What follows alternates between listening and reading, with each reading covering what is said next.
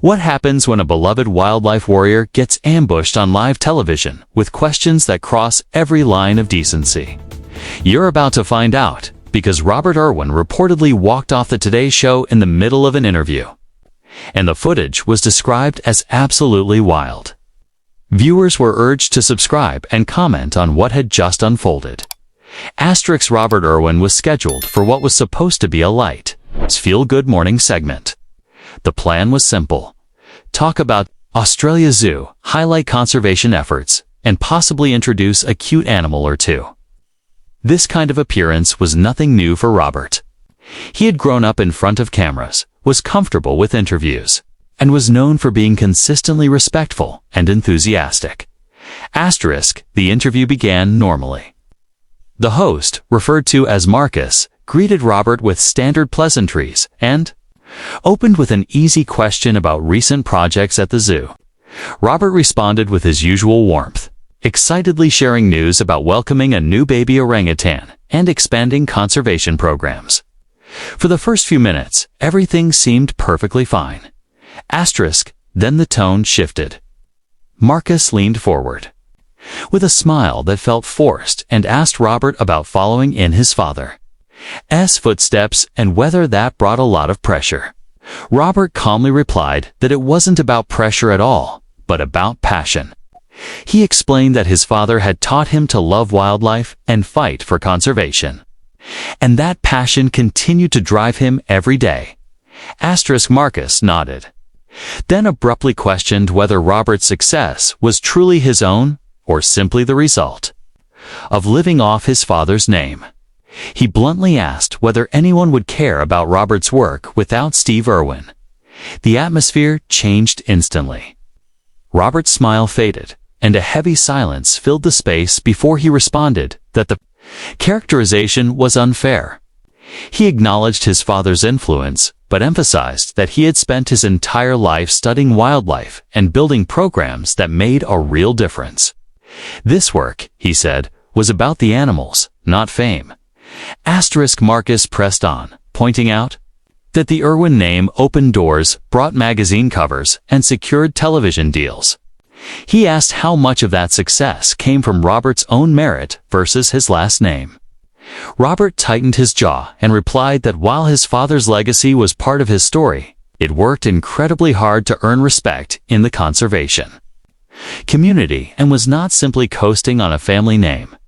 The host cut him off and shifted focus to Robert's family, noting that his mother ran the zoo and his sister was also involved. Marcus suggested it looked like a family business and asked whether Robert felt like he was just playing a role, doing wildlife work, whether he truly wanted to or not. Robert sat up straighter and firmly rejected the idea, stating that no one forced him into this life. He loved what he did, considered it his calling, and found it disrespectful to suggest his passion wasn't genuine. Marcus shrugged it off, claiming he was only asking questions people wondered about. He implied that because Robert was young, famous, and financially secure, he might not really have a choice, suggesting the Irwin brand needed him to play this role. Robert's voice grew firmer as he insisted he was not playing a part. He came to talk about conservation, not to defend his life choices to someone who clearly didn't understand what motivated him. Marcus laughed and remarked that he seemed to have struck a nerve, saying that people would always see him as Steve Irwin's son. He asked if Robert ever got tired of living in his father's shadow. Robert became very still before responding quietly that his father was an incredible man who dedicated his life to wildlife conservation. He said he was proud to be his son and proud to continue that work, and that seeing it as living in a shadow fundamentally misunderstood what they were doing and why it mattered. The host then attempted to pivot to Robert's personal life, questioning his clean image and implying it might just be a brand. He asked what Robert was like when cameras were off. Robert replied that it had nothing to do with why he was there and reiterated that he came to discuss conservation initiatives, not his private life. Marcus leaned in again, encouraging him to be more interesting, suggesting viewers wanted the Reel him and questioning whether he had ever wanted to walk away from being Steve Irwin's son. Robert's voice now carried a sharp edge as he stated plainly that he was his own person. He accused Marcus of repeatedly diminishing his work by implying it was fake or that he was trapped in a life he didn't want. He made it clear he loved what he did and refused to sit there while someone suggested otherwise. Marcus shifted the conversation again and suggested that, if they were being honest, they should talk about the zoo. He brought up criticism surrounding animal captivity and asked how Robert responded to people who claimed Australia's zoo was exploiting animals for profit. Robert took a deep breath before answering. He explained that modern zoos focused on conservation play a crucial role in protecting endangered species. He described their involvement in breeding programs, rehabilitation, research, and education, emphasizing that every dollar goes back into conservation efforts. He firmly stated that they were not exploiting animals but fighting to save them from extinction. Marcus nodded, but wore a skeptical expression. He questioned whether Robert was claiming it was all altruistic and suggested that there was no financial incentive involved. From the outside, he said, the zoo appeared highly profitable. He pointed out that Robert's family was wealthy and that the zoo was a major tourist attraction, implying that conservation might simply be good for the brand. Robert's face flushed with anger.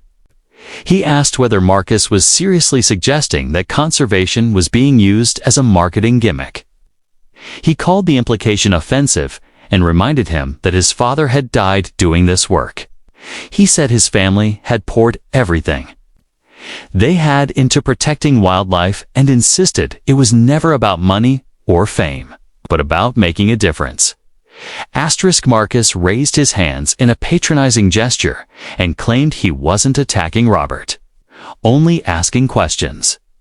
He said people were curious because Robert was in the public eye and earning money from the zoo, television appearances, and social media. He questioned whether at some point it stopped being about conservation and became more about business. Robert gripped the armrest of his chair and responded firmly that the business existed to fund conservation. That, he said, was the entire point.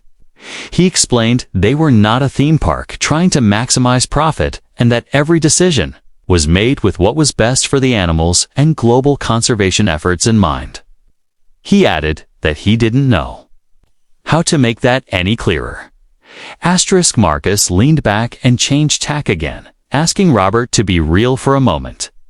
He described Steve Irwin as a larger-than-life personality who took risks, got close to dangerous animals, and made wildlife entertaining. That, Marcus said, was what people loved about him. Then he contrasted Robert as being more polished and safer, asking whether he ever worried about being a watered-down version of his father. The studio fell silent. Robert's face flashed through shock, hurt, and anger in seconds. He slowly replied that he couldn't believe Marcus had said that. He reminded him that his father had died because of the risks he took. He said Steve Irwin died doing what he loved and questioned whether Marcus was suggesting that he should be more reckless or dangerous just to live up to some image. Marcus tried to backtrack, insisting that wasn't what he meant. He said Steve Irwin simply had energy and charisma that drew people in and admitted that Robert was great at what he did, but different from his father. Robert cut him off and said of course he was different, because he was his own person. He pointed out that he had said this repeatedly and called it cruel to be labeled a watered-down version of his father after everything he had explained about his work and passion. Marcus shifted uncomfortably, clearly realizing he had gone too far, but still refused to fully retreat. He suggested Robert was being overly sensitive and claimed he was just trying to have a candid conversation. He added that audiences naturally compared Robert to his father and that it was simply reality. Robert shook his head and replied that there was a difference between acknowledging comparisons and deliberately undermining someone's work by framing them as an inferior copy. He accused Marcus of spending the entire interview questioning his authenticity, motivations, and character, and then attacking his legitimacy by comparing him to his father in the most hurtful way possible. Marcus insisted again that he wasn't. Attacking Robert, only asking tough questions as part of his job. He suggested that if Robert couldn't handle scrutiny, maybe he shouldn't be in the public eye. Robert's eyes widened as he pushed back, saying this wasn't scrutiny at all, but a hit job. He said from the moment he sat down, Marcus had been trying to tear him apart and had not asked a single genuine question about conservation, animals, or the work being done. Instead, he said, it had been a string of personal attacks.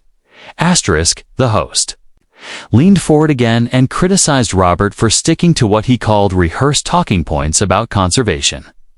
He said the conversation would be better if Robert gave him something more interesting to work with.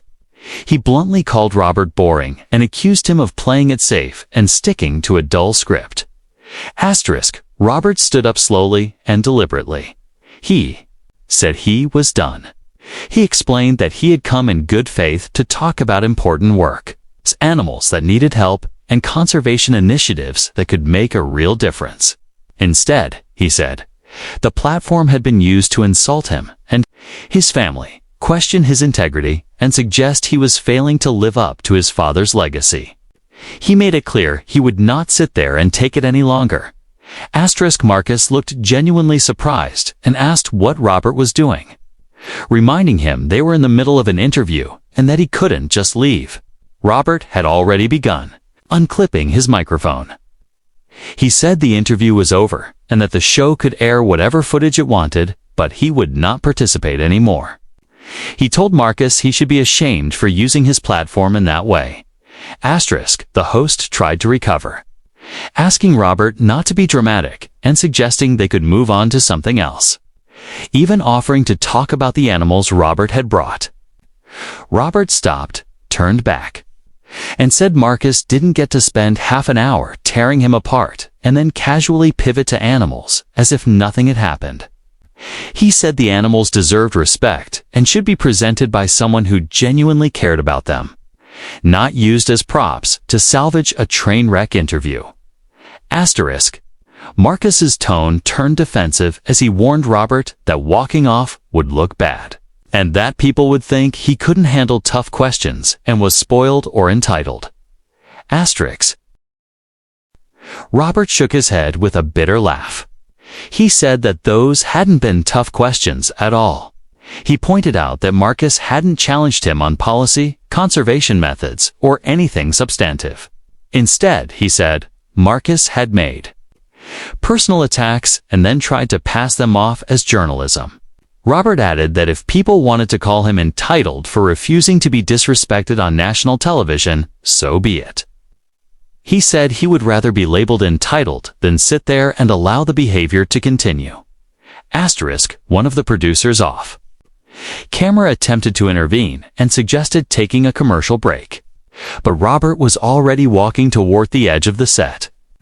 Marcus called after him, reminding him that this was live television and asking whether he understood what he was doing. Robert turned one final time and said that he understood perfectly. He explained that he was standing up for himself and for the work his family had dedicated their lives to. He refused to be used as a punching bag for what he described as a ratings stunt. He added that he genuinely felt sorry for Marcus because he had missed an opportunity to have a meaningful conversation about conservation, wildlife, and issues that truly mattered, choosing drama and controversy instead. He said everything about Marcus and nothing about him. Marcus tried again, accusing Robert of being unprofessional. He claimed that he had invited Robert onto the show as a courtesy and asked if this was how he chose to repay it. Robert stopped walking and turned around fully. His voice was steady, but anger was clearly simmering beneath the surface. He said it hadn't been a courtesy at all. He accused Marcus of inviting him onto the show with the intention of ambushing him. He said every question had been designed to provoke, upset, and manufacture a moment. He acknowledged that Marcus had gotten his moment, but not the one he'd wanted. Marcus, he said, had been hoping Robert would break down or lash out so he could be portrayed as unstable. Instead, Robert said he was calmly walking away from a toxic situation, which he called self-respect. Asterisk, at that point, the host's facade finally cracked. He said that maybe Robert was just Steve Irwin's son and nothing more, and that without that name, he would be nobody. The entire crew seemed to gasp collectively. Even the camera operators appeared uncomfortable. Robert stood still for a moment, clearly processing what had been said. Then he spoke quietly, saying that he genuinely pitied Marcus. He said he didn't know what was happening in Marcus's life that made him think it was acceptable to speak to people that way, but that he hoped he would figure it out. He ended by wishing him good luck with the rest of the show, then turned and walked off the set. Asterisk, as Robert disappeared from view. Marcus struggled to regain control, addressing the camera and blaming unexpected circumstances and technical difficulties. His voice, however, was shaky, and it was obvious the damage had already been done. The interview had completely collapsed, and it had all unfolded live. Marcus tried to compose himself and remarked that some people simply couldn't handle honest journalism before cutting to a commercial break. His co-host, who had remained silent for most of the exchange, looked visibly mortified. Asterisk, when the cameras were still rolling. The co-host cautiously suggested that the conversation had become heated. Marcus cut her off, insisting he had simply been doing his job and asking the questions viewers wanted answered. He said that if Robert Irwin couldn't handle that level of scrutiny, it wasn't his problem. The co-host gently pushed back, saying that calling someone a watered-down version of their deceased father might have crossed a line and was unnecessarily harsh. Marcus immediately became defensive, stating he wasn't going to apologize for being real and insisting that pushing back against a polished public image was what good interviewers did. Asterisk, despite his protests, the audience could see exactly what had happened. Social media began exploding almost immediately, with people calling out Marcus's behavior and defending Robert. The hashtag related to the walk-off started trending within minutes. The overwhelming reaction was one of outrage toward the host and sympathy for Robert. Commentators criticized how quickly the interview turned personal instead of staying focused on conservation, which had been the reason for the appearance in the first place. Asterisk, the co-host attempted once more to acknowledge that the line of questioning had shifted too far into personal territory. Marcus snapped back, accusing her of criticizing him on air and insisting again that Robert walking off was entirely Robert's fault. He questioned Robert's maturity, implying that he couldn't handle scrutiny. The co-host fell silent, but her expression clearly conveyed disagreement. Asterisk, after the commercial break. The energy in the studio was noticeably different. Marcus appeared agitated, while his co-host seemed withdrawn. The tension lingered throughout the rest of the broadcast. Marcus continued making small comments to justify his behavior, repeatedly framing himself as a hard-hitting journalist and Robert as a spoiled celebrity. But the viewers weren't buying it. Clips of the exchange were circulating online, with audiences dissecting every moment. The remark about Robert being a watered-down version of his father drew particular outrage, with many calling it cruel, unnecessary, and deeply disrespectful. Asterisk, media analysts soon weighed in, noting that Marcus had appeared to enter the interview with a clear agenda rather than genuine curiosity. The consensus was that the confrontation said far more about the host than it did about Robert Irwin. Asterisk.